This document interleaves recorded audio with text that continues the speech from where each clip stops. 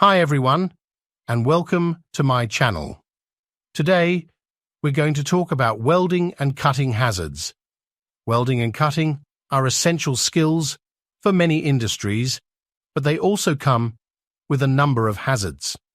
In this video, we will discuss the most common welding and cutting hazards and how to avoid them.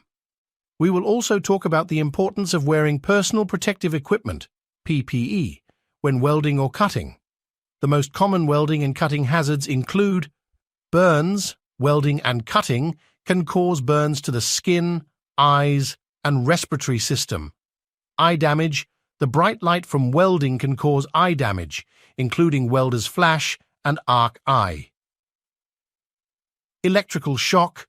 Welding can create an electrical hazard if the welder is not properly grounded. Cuts. Sharp objects can cause cuts when welding or cutting. Crushed toes and fingers. Heavy objects can fall and crush toes and fingers when welding or cutting. To avoid these hazards, it is important to take the following precautions.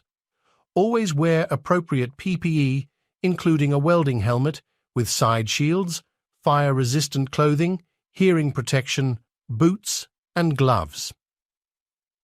Work in a well-ventilated area to avoid breathing in welding fumes. Keep the work area clean and free of clutter to avoid tripping and falling. Be aware of your surroundings and watch out for other people who may be working in the area. Follow the manufacturer's instructions for the welding or cutting equipment you are using.